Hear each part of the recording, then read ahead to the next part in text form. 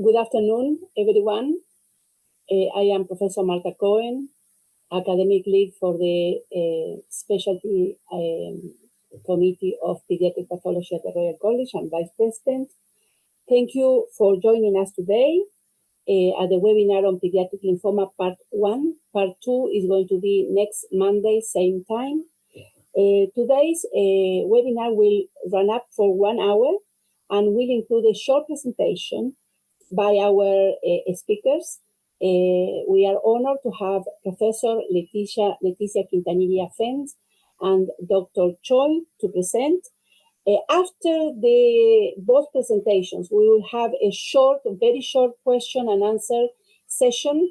So please write your questions at the bottom in the Q&A function at the bottom of the screen. The webinar will be recorded and it will be uploaded in the Royal College of Pathology's website in a few weeks. Also, each attendee can get 1 CPD credit point for today's webinar, and it will be 1 for next Monday. So, our first speaker is Professor Leticia Quintanilla-Fent, and she will be presenting an EBV-associated T and natural killer cell lymphoproliferative disorders in childhood. Professor Leticia Quintanilla-Fent is a professor of pathology and senior hematopathologist at the University Hospital Tübingen Institute of Pathology since 2008. She has numerous accolades and she participates in numerous organizations, but as important, she's the immediate past president of the European Association of Hematopathology, and she's also a past member of the advisory group for the WHO classification of lymphomas. So welcome, Leticia, and if you can upload your presentation, please. Sorry. Thank you very much, Marta, for this invitation, and thank you very much for the committee and organizers for inviting me to participate in this webinar. Today, I'm going to talk about the update on the EBV-positive T and NK cell lymphoproliferative diseases in childhood. I guess everybody here knows that EBV is an ubiquitous herpes virus with tropism for B cells, and that more than 90% of human beings worldwide are infected with EBV, and that this infection persists for life. When this infection occurs during childhood, is usually asymptomatic, and when it occurs in adolescents and young adults, it's going to be manifested as infectious mononucleosis. Infectious mononucleosis is a polyclonal expansion of infected B cells, and that triggers a very strong cytotoxic T cell response against the virus. In rare occasions, fatal infectious mononucleosis with viral-associated hemophagocytic syndrome may occur. Usually, we don't get bone marrows from these patients. And if we get a bone marrow biopsy in one of these patients having infectious mononucleosis, we know that is already a bad news because this means the patient is complicated. And what we are going to deal with is with a bone marrow, usually with a lymphoid infiltrate. And one has to decide whether this infiltrate is still in the range of infectious mononucleosis or is something else. One of the things that one sees in a normal infectious mononucleosis in bone marrow is a proliferation of T cells with sometimes very activated, kind of atypical CD8 positive cells. But what is good is to do the CD20 and the EBV, and one can see that the EBV positive cells match with the CD20 positive cells, telling us that the infected cells are the B cells. If one has a doubt which cells are infected, one should go ahead and do a double staining to define this because this is very important. And this is what happened in this girl, a 13-year-old girl with primary infectious mononucleosis that presented with pancytopenia and HLH. She was very sick. She was in the intensive care unit. A bone marrow biopsy was performed. And as you can see, the infiltrate is rather atypical. These are these large atypical cells that were CD8 positive, and double staining demonstrated that the infected cells were the T cells, the CD8. And in addition, it was monoclonal. at this point, you have to decide whether this is a systemic EBV disorder, lymphoma, or not. And in the meantime, the patient recovered actually rapidly. She went out of the intensive care unit, and 50 years later, she's completely asymptomatic of this. So the question is, how frequent is the infection of T-cell in infectious mononucleosis? Well, it is in fact not rare. Even though infectious mononucleosis infects mainly B cells, we know that around 9% of all EBV infected cells are T cells, and most common are the CD8 positive cells and rarely the CD4 cells. So it is believed that the EBV infection of CD8 positive T cells during primary infection may contribute to the development of the EBV positive lymphoproliferative disorders in children. We know that both the quantity and the quality of the CD8 positive T cell response to EBV are critical to control the infection. Patients that are healthy seropositive show a variety of epitopes against EBV, whereas the same is seen in rapid recovery infectious mononucleosis. In contrast, in patients with persistent infectious mononucleosis, what you will see, it's a very few variety in the repertoire against the EBV. And this again shows that it is a lack of a proper response of the immunological response against the virus. So what are the EBV-associated T and NK cell lymphoproliferative disorders? Where if you see on the left side is the WHO classification of 2017, where in principle these disorders were divided in two big groups, the chronic active EBV infection and the systemic EBV-positive T-cell lymphoma of childhood. Now, in the international consensus classification, and the good news, this has been exactly the same taken by the WHO. We divide now these disorders in four big groups. One is the Hydroa vacciniforme. The name the word like has been dropped. I will explain why. And we have two forms, the classic and the systemic. Severe mosquito bite allergy is the same. Chronic active EBV, also the name infection has been changed for disease, and I'm going to explain why. And the B cell cases are excluded, and I also will explain that. And the systemic EBV positive T cell lymphoma of childhood remain the same. So starting with Hydroa vacciniforme lymphoproliferative disorder, I think this is a very good example that shows why a classification has to be reviewed after a certain amount of years. Hydroa vacciniforme like lymphoma was introduced in the WHO classification for 2008. However, because we learned more about this disease, we changed the name from lymphoma to Hydroa vacciniforme like lymphoproliferative disorder. And now in the 2022, we are dropping the word like, and the name is Hydroa vacciniforme lymphoproliferative disorder. And the question is, why did we drop the word like? Well, it was dropped because the name Hydroa vacciniforme comes from a dermatitis, a light dermatitis, induced dermatitis, which is called Hydroa vacciniforme, which is frequent in UK and in the United States. This is a very indolent disorder that disappears in the adolescents. But this type of lesions, this type of Hydroa vacciniforme is very similar to the disorder that we have been dealing with in the WHO since 2008. And that's why the word Hydroa vacciniforme like was introduced from the beginning. The thing is that nobody has systematically analyzed these cases. And very recently, Jeff Cohen and Elaine Jaffe from the NIH analyzed these cases. And surprisingly, or not surprisingly, all these cases turn out to be EBV positive. What does this mean? That all Hydroa vacciniformes are EBV associated, so there is not such a like. But the other thing that was very obvious is that there are completely two different disorders within the group of Hydroa vacciniforme lymphoproliferative disorder. On one side is the classic Hydroa vacciniforme, which is this indolent disease self-limited, and on the other side is the systemic Hydroa vacciniforme, the disease that we have been dealing with since 2008 in the WHO classification. So the definition of the disease remains the same. This is the chronic EBV positive lymphoproliferative disorders of childhood associated with certain risk of developing systemic lymphoma, is primarily a cutaneous disorder with a broad spectrum of clinical aggressiveness and a long clinical course. In the systemic form, this is most frequent in Asia and Native Americans from Central and South America. The median age is around 8 years, and it predominates slightly in boys.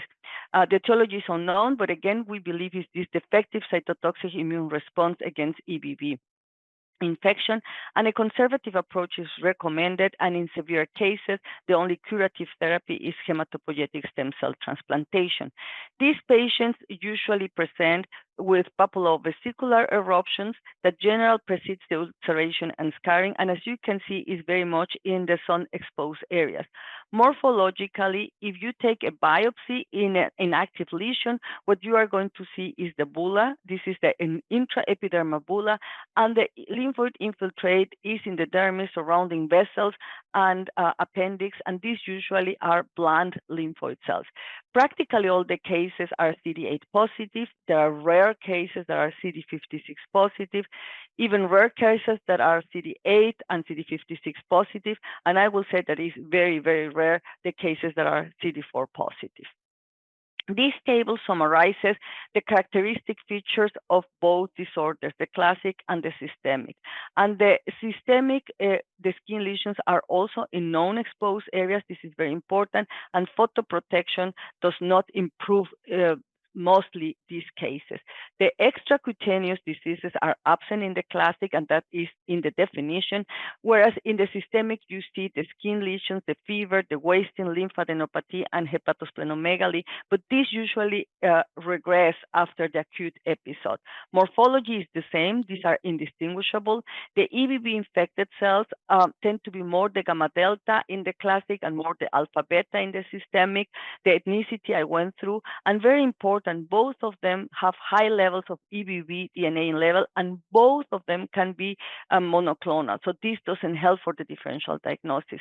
What is very important is that this one, the classic, is self-limited in the adolescence, and this might progress to overt lymphoma with the adulthood. There are some criteria of determination for severity of the disease. This has been done by the Japanese group, and the mild is practically the classic HV-LPD now. The moderate is the systemic HV-LPD, and the severe are those cases that fulfill the criteria of chronic active EBV disease that I will touch in a moment. There is a form of manifestation of this disease that has been described in South America mainly, that presents with periorbital edema, lips edema, facial edema, and originally it was reported as a type of Hydroa vacciniforme, but these lesions are really accompanied of systemic symptoms, is a very aggressive clinical course, and they are not present the typical Hydroa vacciniforme lesions, so we prefer to put these into the group of chronic active EBV disease. Now we move to severe mosquito bite allergy. This is described mainly in Japan. This is characterized by lesions, an allergy, a severe allergy after the mosquito bites with edema, ulceration, skin necrosis, and deep scarring. And practically all of them is, per definition, is NKT, the NK derivation, and the tried to make the diagnosis is NK cell lymphocytosis, elevated IgE in serum, and the detection of EBV DNA in blood. Morphologically can be indistinguishable of a Hydroa vacciniforme, but in many cases predominates the subcutaneous lesion, and this is very important for the differential of other lymphomas, cutaneous lymphomas. But remember, these are kids, and this is something very important to keep in mind. The lesions are usually CD56, they are EBV positive, and in some occasions you can see abundant eosinophil granulocytes, and the clinical history of severe mosquito bite allergy is important to come to the correct diagnosis. So what is the etiopathogenesis of this disease? Well, it is believed that in fact the CD4 positive cells have a reaction against the saliva of the mosquito bite. And these activated T cells will then activate NK cells that are EBV latently infected, and this will reproduce the infectious mononucleosis-like symptoms. If this occurs often, eventually these are the case that will develop an aggressive disease like aggressive NK leukemia or NK T-cell lymphoma. So these are the groups that are at higher risk.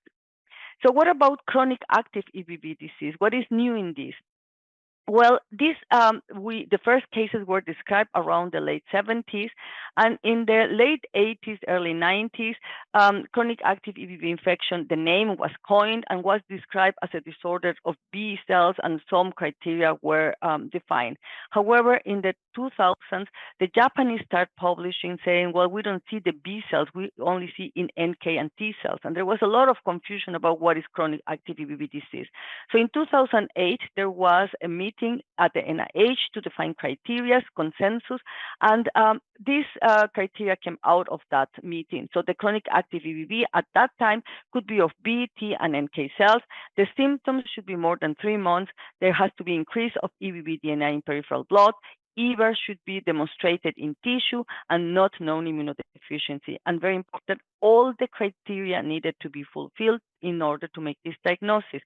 What happened in 2011 is that Jeff Cohen and Elaine Jaffe reviewed their cases of B-cell chronic active EBV, and they realized that practically all, if not all, were associated with primary immunodeficiency and germline mutations, meaning they don't fulfill the fifth criteria of not known immunodeficiency. And that's why in the new classification, the B cells have been, are not allowed anymore in the concept of chronic active EBV. And more recently, we have learned that this seems to be a pre-neoplastic condition. So what are the changes now of chronic active EBV in the new classifications? Well, the word infection has been changed for disease because we are all chronically infected, latently infected by EBV, but the disease is acquired only by few people. So it is a pre-neoplastic condition, especially the NK cell phenotype, and the B cell type is excluded from this group, and the rest remains the same. So infectious chronic active EBV disease is difficult to diagnose, and it's difficult to diagnose because the common denominator of infectious mononucleosis-like symptoms are rarely seen here. So not really, 50% of the cases have this. That means you have a patient that has had infectious mononucleosis, it doesn't resolve, and it continues with the symptoms. So these are 50% of the cases. However, the other 50% of the cases, you don't have this link to infectious mononucleosis, and patients present with a variety of symptoms like uveitis, coronary artery aneurysm, hepatitis, interstitial pneumonia, CNS involvement, gastrointestinal perforation, and even myocarditis. So if you get a lymph node biopsy of this patient, you will see only hyperplasia. You won't see a tumor. It's not suspicious of lymphoma. Once you see something that is suspicious of lymphoma, then it's not chronic active EBV disease anymore. If you do EBVs, you will see these salt and pepper positive cells, and most of these cases, in contrast to other disorders, are mainly of CD4 phenotype. So the infected cells here are CD4. Here is the liver. It mimics completely viral hepatitis, but if you do EBVs, they are positive, and the disease can be stable for many years. This is another case that presented with gastrointestinal perforation. This is a 4-year-old girl with the second perforation and a history of severe mosquito bite allergy. And again, if you see the image here, you will never think that this is a lymphoma. You think this is infectious or reactive disorder. And if you do EBVs, you will find them. And in this case, practically, all of them are of NK phenotype, the ones associated to severe mosquito bite allergy. So the T-cell phenotype in chronic active EBV disease is 60% of the cases, CD4 the majority, very few CD8, and NK cell phenotype are 40% of the cases, and of these up to 80% have the clinical history of severe mosquito bite allergy. In some cases, the disorder may progress and there is where HLA come in place. HLA is not a typical manifestation of the beginning of the disease, but it's a manifestation of progression of the disease, and this is important to know. The genetics of this, as I mentioned before, it has been shown that chronic active EBV, especially the NK cell type, might be a preneoplastic lesion because these are the ones that carry the mutations, not the T cells, as you can see here. So these cases might progress to the aggressive NK or extranodal NK T-cell lymphoma. Also, the Japanese group have proposed an algorithm to analyze these cases, and here are the diagnostic criteria. And as you see, the diagnostic criteria remains the same. The only thing is that above 10,000 units, now they call it units, not copies, units of EBV DNA is enough to make this diagnosis. You should analyze, you have to have all these criteria, and they recommend, and I recommend also, I think it's very important to determine which cell is infected. If the cell infected is B, then you have to consider other diseases. This is not chronic active EBV disorder. But if the lesions, if the cells infected are T or NK, then a diagnosis of a chronic active EBV can render. And again, remember, all 4 criteria are needed for the diagnosis. So the last minutes I will dedicate it to the systemic EBV positive T-cell lymphoma of childhood. These are the criteria is the same as in the 2017 WHO. This is a very fulminant, very aggressive disease, and the cases, the most of the cases present practically with no lymphadenopathy, more like a leukemic presentation. The lymph nodes are small, are depleted. You see erythrophagocytosis, and you can demonstrate the presence of CD8 positive cells. Practically all the cases that I have seen, if not all, are of CD8 phenotype, and this is always a clonal disease. This is part of the definition. So you see that it predominates the erythrophagocytosis in all the slides that you will see in the spleen, in the liver, and the infiltrates is with a striking hemophagocytosis. That is the common denominator. But there is a group of cases that present not with all these, but only lymphadenopathy. So the patient after infectious mononucleosis develop a tremendous lymphadenopathy, and then you see this very atypical infiltrate, which is CD8 positive and is EBV positive. And these cases should not be diagnosed as primary nodal EBV positive T-cell lymphoma because this is a disorder of elderly patients and the etiopathogenesis is completely different. So these cases follow into the range of systemic EBV positive T-cell lymphomas of childhood.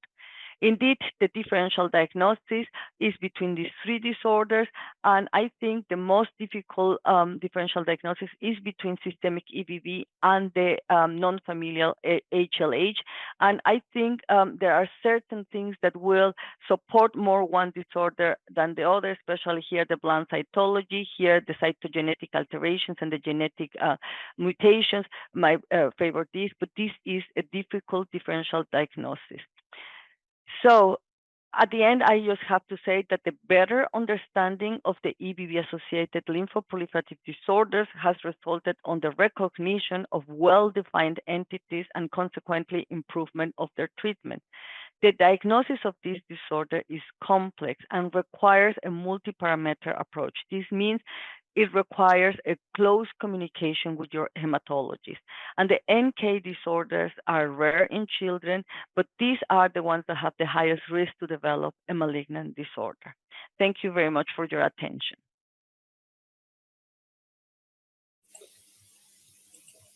Thank you very much. Leticia, has been a fantastic presentation. I'm sure that there will be questions. So if you can be here until the next presentation so we complete all the questions and answers, as many as possible. So our next speaker will be Dr. John Choi, who will be presenting on large cell lymphomas in childhood. Dr. John Choi is known to many pediatric pathologists, and he completed his residency in anatomic pathology and fellowship in hematopathology at the University of Pennsylvania. He has been in many other hospitals, lastly in St. Jude's, and more recently, he was recruited to University of Alabama. He has numerous publications and over 20 book chapters with two main research focuses. So thank you very much, John, and please, if you can upload your presentation. Thank you. And by the way, we have more than 170 participants in this webinar. So it's a very good success.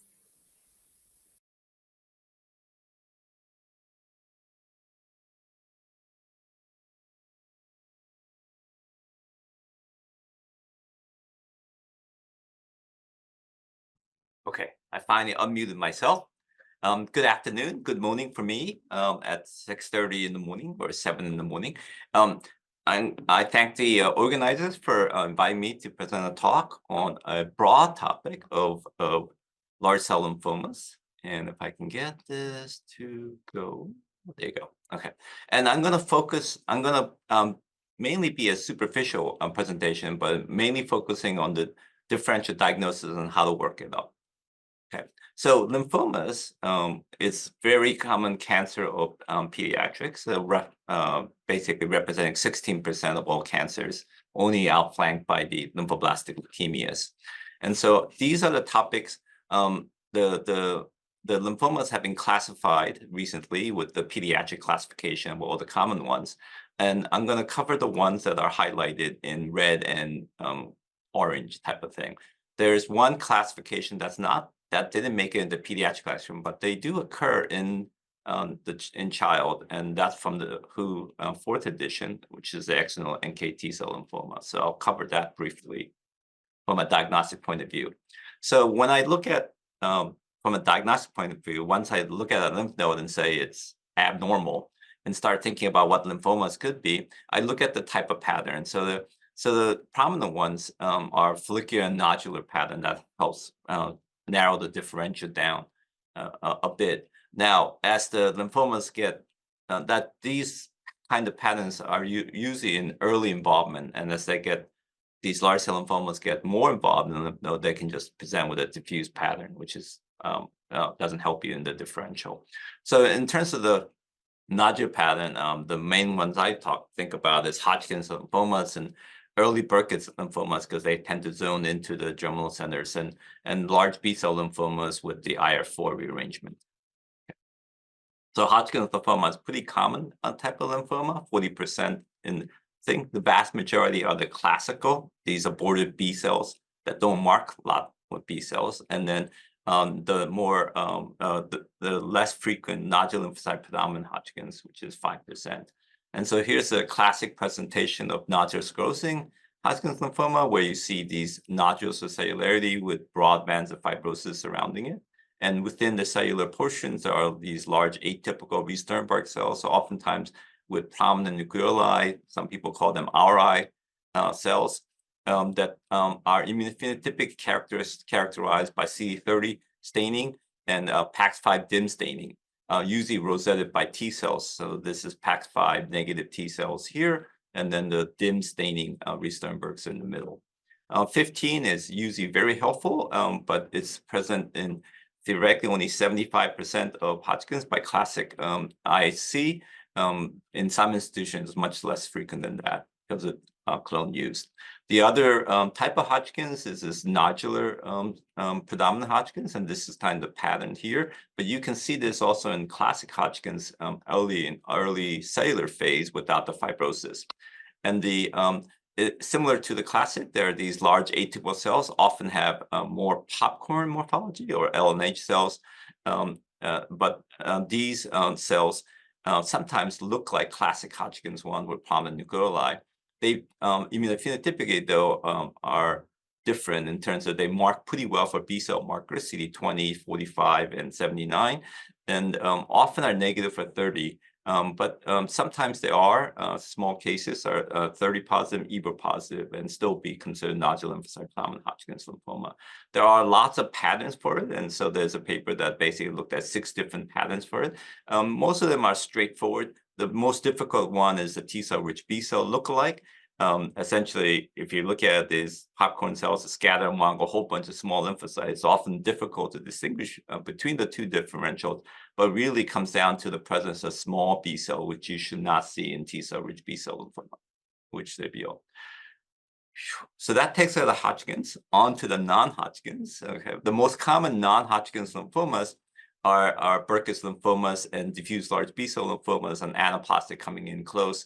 We'll not talk about the lymphoblastic lymphomas, which is pretty common, particularly in the older teen mediastinal mass, because they're considered small and not really large cell. That's the way to think about it. So we're now finished with the classic Hodgkin. We'll talk about the large cell ones. We'll start off with the Burkitt's and then segue into the diffuse large B-cell one. So the most, as I said, there's about 400 cases at least in the USA on mature B-cell lymphoma. The most common is Burkitt's and diffuse large B-cell lymphoma. Similar to Hodgkin's, there are 30 to 40% of non-Hodgkin's lymphomas.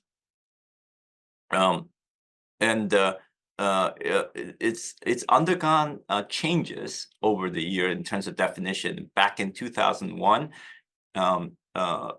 Burkitt's lymphoma had to have the c-Myc rearrangement or a very highly likelihood to have the translocation. And so in 2008, it was recognized there was a significant number of cases that looked like Burkitt's lymphoma had the expression profile as Burkitt lymphoma, but did not have the c-Myc rearrangement. So 10% was accepted.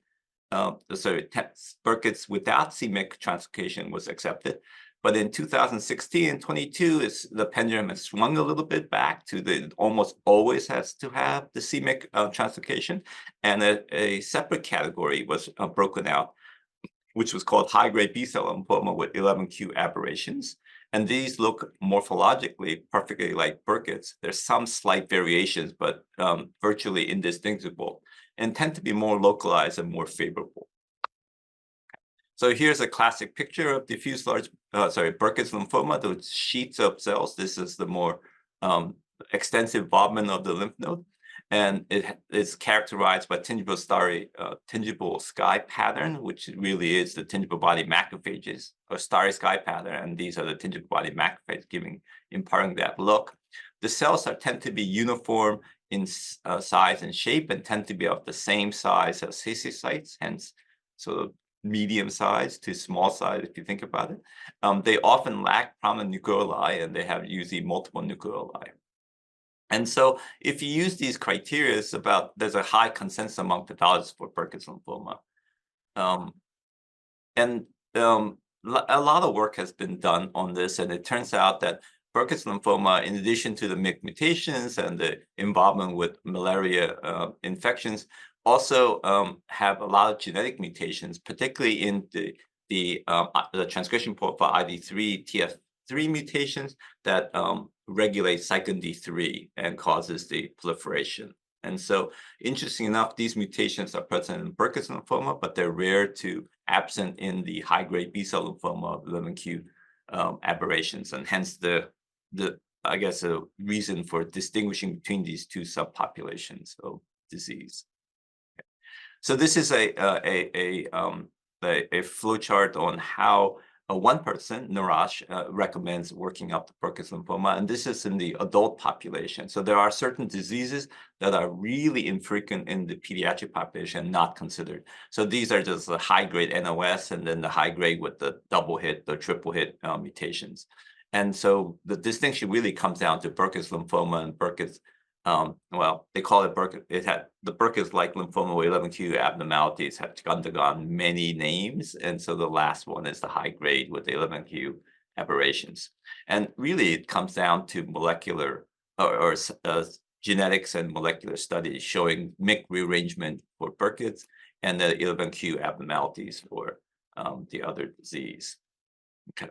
We're segueing into diffuse large B-cell lymphomas, and really the striking characteristic of diffuse large B-cell lymphomas is that they're larger, and so these cells tend to be 2 to 3 times the size of histiocytes, and they often have prominent nucleoli, usually at the edges of the nuclei.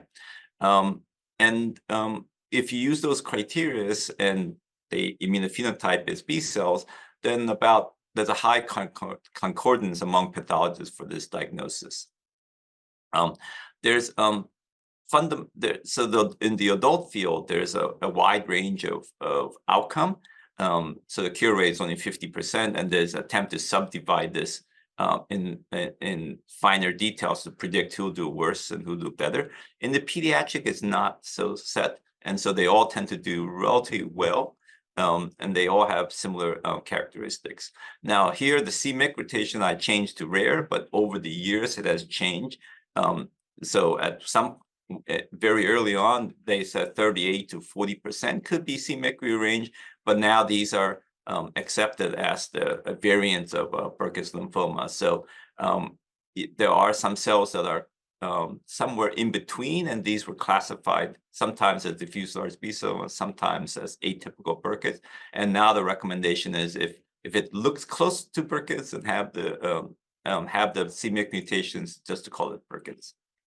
So this is just showing that the pediatric diffuse large B-cell lymphoma may be different from the adult version of it. As I said, if you break it down into germinal center type versus non-germinal center type, that predicts the outcome, at least under certain chemotherapy regimen. But in the pediatric population, the vast majority of them are germinal center type. The few that are non-germinal center types tend to do just as well. Later study shows there are some subtle differences between the two, but at least the numbers of cases was not powered enough to be statistically different. Right. So this is where this atypical Burkitt's, where something stayed in between the two, between Burkitt's and atypical, and there was a lot of disagreement among hematopathologists when it was atypical versus large cell versus Burkitt's. And so there was about 50% concordance, which is basically flipping a coin per se. Oops. And then we knew that c-Myc translocation can be seen in ones that look like classic diffuse large B-cell lymphoma. So that didn't help. And so immunophenotype and by gene rearrangement couldn't distinguish between the two. And it's now accepted that if it looks atypical, or slightly variation in size and shape, but it has c-Myc translocation, to just call it Burkitt's lymphoma, at least in the pediatric group. So the other large B-cell lymphomas that I briefly hinted about, morphologically look very similar. Some have more fibrosis. For example, the primary mediastinum often is associated with fibrosis, but they do have large cells, and so the Burkitt's and the high grade look alike, and then the rest of the large cells look alike. And the distinction between the various subtypes comes out to site of involvement. So the large B-cell lymphoma with IF4 rearrangement tend to involve the head and neck areas. And then obviously diffuse large B-cell lymphoma are EBV positive, EBV positive, are dictated by EBV positivity. And then primary mediastinum tends to be in the mediastinum. There are some immunophenotypic abnormalities. So for example, the primary mediastinal people are recognized that tend to be 23 positive, but the many other large cell lymphomas tend to be 23 positive too. So these weren't great ways to seg it, but it's gotten better with 200 and MAL1, where most diffuse large B-cell are negative, and the primary mediastinal are positive. PD-L1 and 2 are used by many institutions. They tend to be a little more specific according to them. And then sometimes some of these genetic abnormalities or some of these subclassification requires genetic confirmation. For example, the head and neck area of the large B-cell lymphoma IF4 rearrangement has a strong positivity for MUM1, but the rearrangement has to be detected by cytogenetics to make that final confirmation.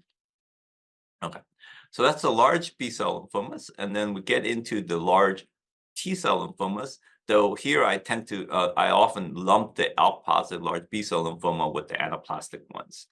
Okay, so the anaplastic large cell lymphoma tend to, when they involve early involvement, tend to be sinusoidal or paracortical, and they're a frequent population of lymphomas. They do pretty well by adult standards, but pretty poor by pediatric standards. So if you think about 90+ survival rate for lymphoblastic leukemias, a lot of pediatric hemonc people believe that 71 to 80% is not very good. And so, and then certain variations of the anaplastic large cell lymphoma have poor prognosis, and they come in different morphologies. So here's an example of early involvement by anaplastic large cell lymphoma. It has this subtle expansion in the sinusoidal space, and if you look at high power, you can see these large aplastic cells that are multinucleated to mononucleated. And if you tend to stain them with 30 and ALK1, you can see this exquisite sinusoidal distribution of this early involvement of anaplastic large cell lymphomas that are positive for 30 and ALK. There are many variations of it, which complicates the diagnosis a bit. So, and they tend to occur more frequently in the pediatric population. And so I thought I'd quickly give you an overview, all the various look at it. And there are some people who believe that they should just stain all lymph nodes with potential lymphomas for ALK1 staining, because they tend to do highlight the anaplastic very well. So here's a sarcomatoid variant where we thought it was a soft tissue tumor in a young kid, but when we stained it, they tend to be CD3 positive, they're 30 positive and ALK1 positive, and so there was anaplastic large cell lymphoma. Another case was a lymphohistiocytic variant. This is where the anaplastic T-cell lymphomas are these tiny little things, so they're small cell variants of it. And they were 30 negative, which is pretty common in the small cell variant of anaplastic large cell lymphoma. And so you have to take my word for it that these are the abnormal cells. We can prove it by staining and showing that some of these small irregular cells are staining for CD3, and they're also positive for ALK1. We thought we could distinguish between the anaplastic large cell lymphoma T cells with the histiocytes that was in the background using CD68, but it turns out that anaplastic large cell lymphoma have Golgi staining with CD68, and so the discrepancy is very difficult. I would say this strong is the histiocyte, but many of the other ones are the anaplastic large cell lymphoma. And Fish confirmed that this had ALK rearrangement. A differential in the anaplastic large cell lymphoma is potentially mixed cell Hodgkin's lymphoma, particularly when the anaplastic is negative for all the B, T, and 45 markers, which can occur. And many of the markers overlap between anaplastic and mixed and Hodgkin's, but the two that are the most important are ALK1, which is very frequent in the pediatric anaplastic lymphoma, and never seen the Hodgkin's, and PAX5, which is almost always present in Hodgkin's lymphomas. There are only case reports of anaplastic large cell that being positive, though we have not seen such a case in our experience. So that particular case, when you stain for PAX5, we can easily see that this was Hodgkin's lymphoma. So the ALK1 mutations, there are many variations, and I'm sure more will be found. This last one, it has an interesting pattern of staining. The ALK usually fuse to these proteins, and they give different distributions. And so the most prominent one is cytoplasmic nuclear, many cytoplasmic, but this one gives cytoplasmic dot positivity. This is the rearrangement that's most common in the ALK1 positive large B-cell lymphomas.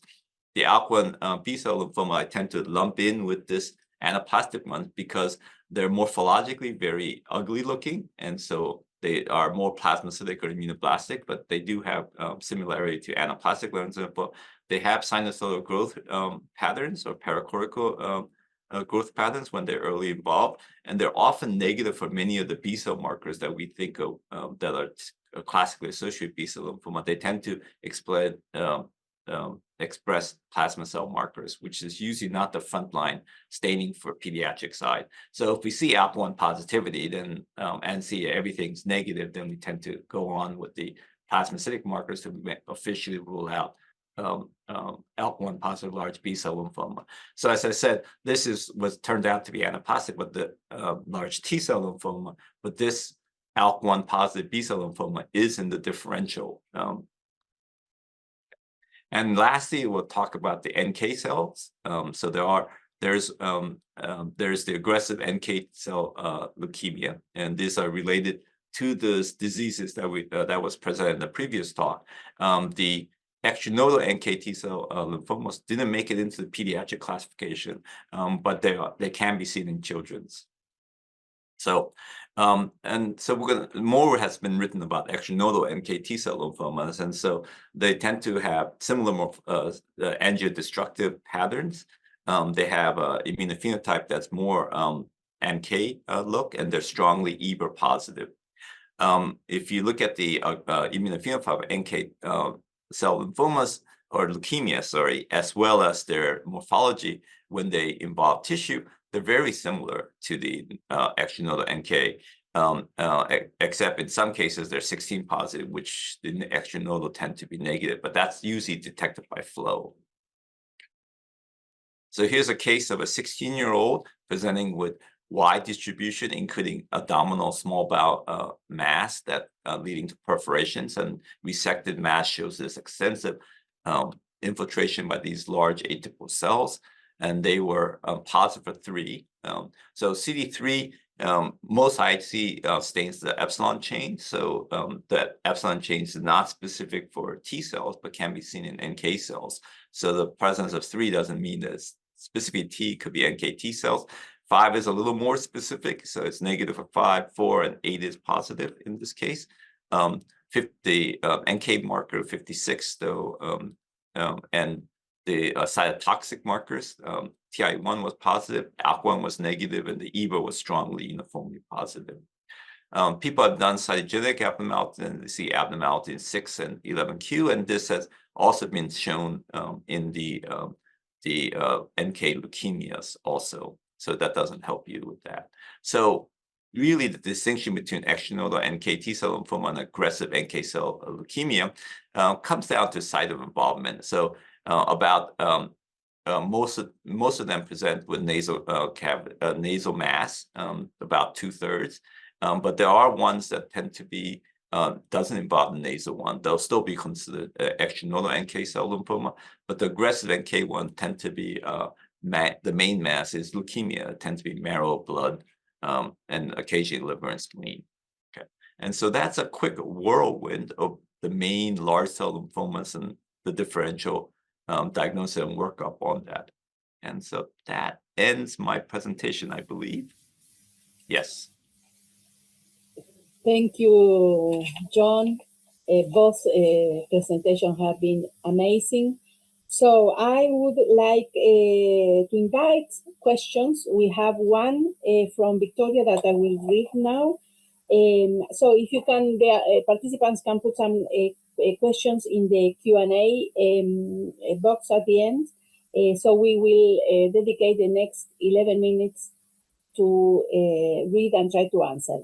I think the first is for Leticia, is from Dr. Victoria Bryant, pathologist in London, and she's asking, what are the serological findings in chronic active EBV? How soon does IgM become negative after the initial infection? Are there different IgG assays we can quantify timing of infection, etc.? So I don't know, Leticia. Yeah, thank you for the question. In fact, it's a quite interesting question because if probably I didn't stress that, but in the first criteria to diagnose chronic active EBV, serology was very important. So you have to demonstrate what type of IgG and IgM you had. This was dropped out from the criteria because we have different results. So that means there are people that clear sooner than others. There are people that elevated some more than others. So serology is not really very reliable to know whether you have had recently an acute episode or long ago.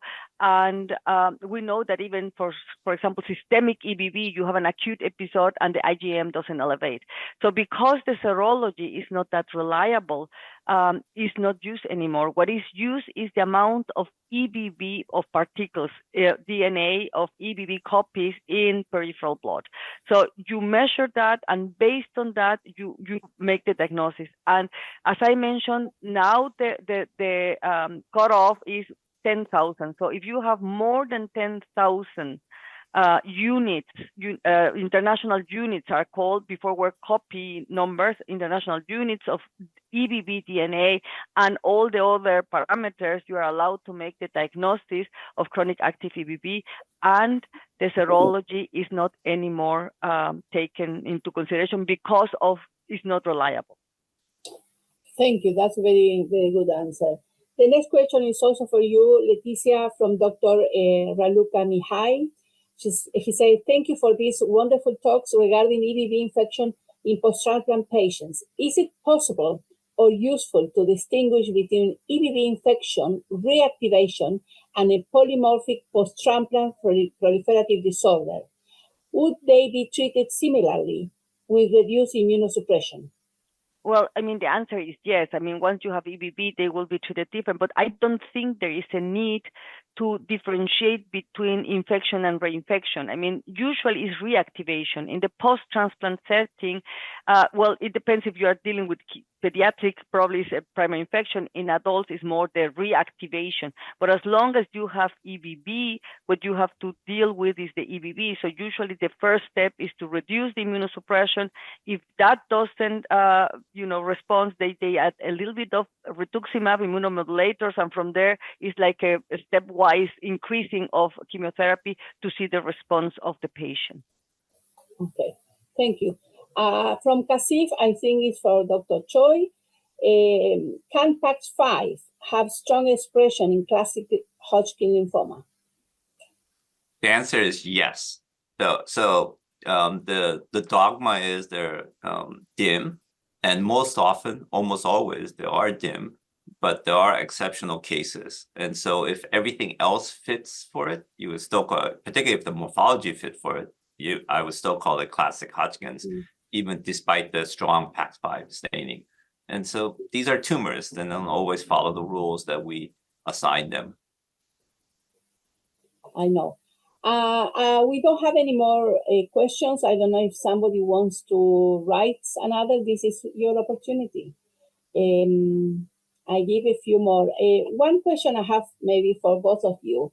Would you always send a frozen tissue, a fresh tissue for genomic analysis in every lymphoma? No, we don't even use it. I mean, if we are able to save some frozen tissue, we do it. But all our analysis these days is done in paraffin material. Okay. And would you recommend, because we always receive it fresh, and then we immediately send for genetic analysis? Well, fresh is better. Fresh is better. But I think by now, the technology is so good that it gives wonderful results also with paraffin material. Okay, thank you. And in the research setting, they tend to freeze it, and so there are tumor banks, and so yes, and the technology is improving, but they still prefer fresh tissue as possible. They get longer reads on those things. Okay. I think this is also for John. Which type of cell mainly involve B or T in non-Hodgkin lymphoma? And the Hodgkin and not Hodgkin lymphoma symptoms, same or different? Not quite sure I understand that question.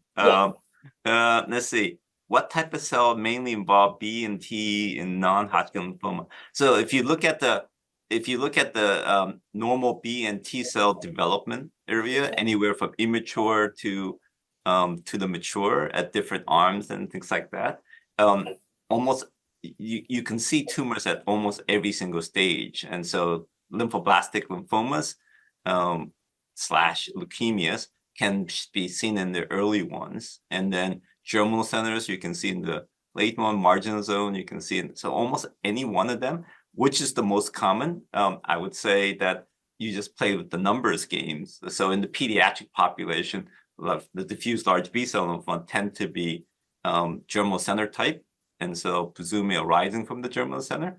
And then the T-cell tend to be anaplastic large cell lymphomas. The normal variant of anaplastic large cell lymphoma, I don't think is well recognized that. So where it falls out, but they tend to be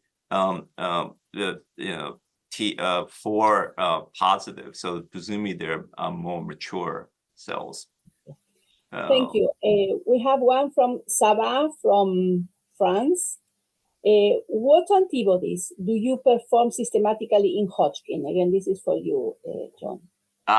So you have to think about what the differential for Hodgkin's lymphoma is. So anaplastic large cell lymphoma is always in the differential, including both the rare variant of nodular sclerosing variant of anaplastic large cell lymphoma, which looks very much like Hodgkin's lymphoma in my eyes. And then you have some weird inflammatory B-cell lymphomas that could pop out of it. So what I like to do is PAX5 and ALK1 distinguish between anaplastic and those, and then B-cell markers. So sometimes I just do 20, but when I feel like this is a little abnormal, I add 20 and 79, and every once in a while I throw in a 45 just to exclude that it's not a weird B-cell lymphoma type of thing. Thank you. We have one from Ezra. I think it's from both of you. How can we differentiate with stem cells in classical Hodgkin from HSR-like cells in infections mononucleosis? If I'm allowed to speak, I think this is relatively easy to do, and I would say, I mean, there are certain differences, and one of the most important is the latency program of the rich stem cell in Hodgkin lymphoma and the rich stem like cell in infectious mononucleosis. I do, as somebody interested in EBV, I do always the latency to see, and latency means you have LMP1 and EBNA2, and believe me, you can resolve so many things doing these 2 markers. So if the cell is EBNA2, per definition, that is not Hodgkin, because Hodgkin is the typical latency 2, so EBNA2 should be negative. And in Hodgkin lymphoma, in infectious mononucleosis, you always have this range of cells that are LMP1 and EBNA2 positive. And the second thing is that the Hodgkin, the Hodgkin cells in Hodgkin lymphoma, you really have, I mean, the CD20 is practically negative. You can have these positive heterogeneous, but in the infectious mononucleosis, these are B cells. So they are usually positive, even though they downregulate sometimes the CD20, you can see that these cells are CD20. So with these 2, you can really, be sure that you are dealing with one thing or the other. Thank you, Leticia.